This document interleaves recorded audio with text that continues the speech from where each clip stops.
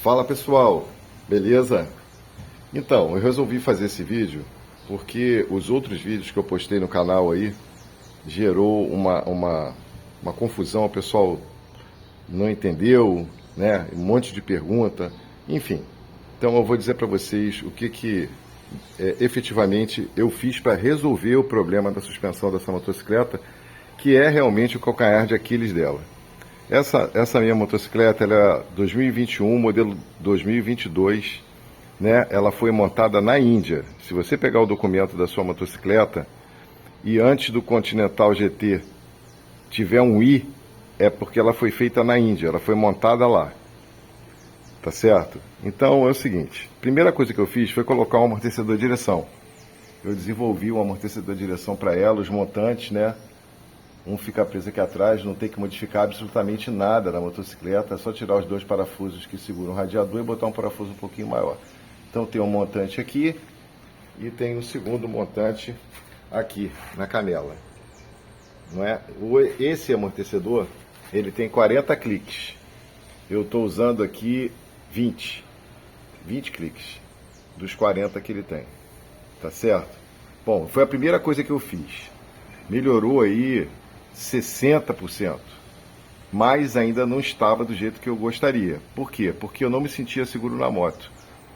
Ela tendia a afundar demais a suspensão nas frenagens, né? Ela não andava em linha reta, ela andava tombando para um lado e para o outro, né? E além do que, ela entrava no shime com muita facilidade. Então, o que eu resolvi fazer? Depois que eu coloquei o amortecedor de direção, eu resolvi tirar as canelas fora e troquei o óleo da canela, né? Saí do 2,5W e fui para o 10W da Motul Fork Oil. A medida original, segundo o manual de serviço, é 470 ml em cada canela. Ela tinha 230 em um lado e 320 em outro. Ela já saiu assim da linha de produção. Ou seja, além de ter menos óleo do que deveria, ela tinha mais óleo de um lado do que do outro. Então era final de curso fácil. Qualquer buraco que você batia, ela chegava no final de curso com muita facilidade, né? Socava à frente. Então eu substituí o óleo, passei para o Motul 10W, né? O Fork Oil da Motul. Além disso, eu tirei as rodas, mandei fazer o alinhamento da roda e o balanceamento estático, né? O chumbo está ali. O balanceamento estático tem 98% de eficiência, tanto é que é usado no MotoGP. Troquei os pneus, tirei os pneus originais e botei o Metzeler LaserTech, tá aqui, LaserTech, com as mesmas medidas do original, tá certo? Botei o dianteiro e coloquei o traseiro, com as mesmas medidas do pneu original, porque o Metzeler era um pneu de alta performance. E eu gosto de enrolar o cabo, entende? E esse é o mesmo pneu que vem na Triumph Bonneville, usa esse pneu aí. Enfim, troquei também as câmaras de ar, botei câmara de ar de 4 milímetros da Michelin. Essas câmaras de ar são usadas nas motocicletas de motocross. É uma câmara bem espessa mesmo. Bom, então eu troquei os pneus, fiz o balanceamento das rodas, troquei o óleo da suspensão, tirei o 2,5, passei para o 10W, coloquei o amortecedor de direção e instalei duas válvulas que estão aqui em cima. Essas válvulas servem para fazer o ajuste de pré-carga da mola. Ele tem 5 ajustes. Eu estou aqui na posição 3, então tem 2 para dentro. Para você instalar essas válvulas, a roda dianteira tem que estar fora do chão. Quando você tirar o cap original, você vai encontrar aqui uma chapinha meia côncava. Essa chapinha sai fora. Você bota a válvula, você tem que usar um torquímetro para fazer o torqueamento desses capes aqui, com a roda fora do chão. Depois que tiver torqueado, porque isso aqui é uma peça de alumínio, aí você faz o ajuste de compressão da mola também com a roda fora do chão. No meu caso, eu sou alto, eu tenho 1,85 m, peso 80 quilos. Então, na minha pegada, né, no meu biotipo, essa regulagem ficou ideal. Então, tem 3 aqui para fora e tem 2 para dentro. Se você for mais pesado, você pode tirar um pouco ou colocar. Por isso que a válvula é ajustável.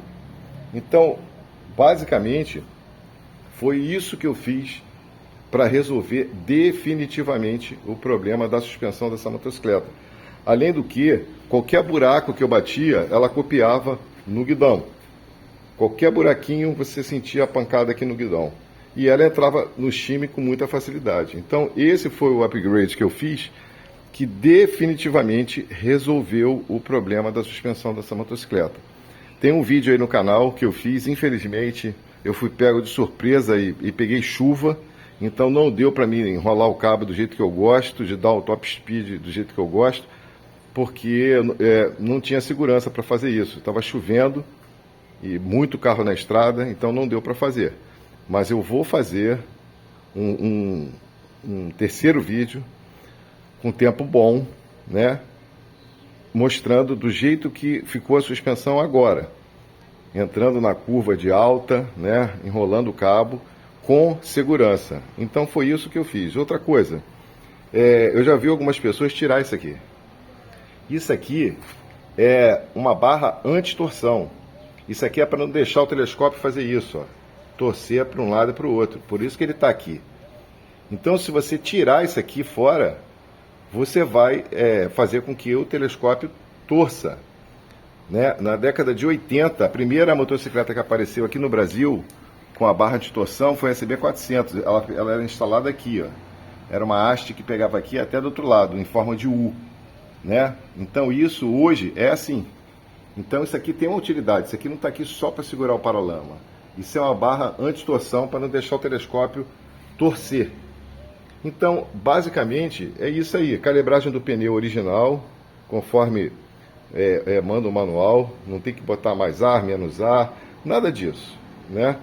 Então, esse foi o upgrade que eu fiz, que definitivamente resolveu o problema da motocicleta. Agora eu me sinto seguro para enrolar o cabo, fazer as curvas de alta, sem medo de entrar no shime. Porque depois que você entra no shime, só a mão de Deus vai te salvar. A probabilidade de você ir para o chão é enorme, né? E ainda causar um acidente com outra pessoa, que venha no sentido oposto, ou atrás de você. Beleza? Eu espero ter esclarecido as dúvidas com relação a isso. Beleza? Abraços.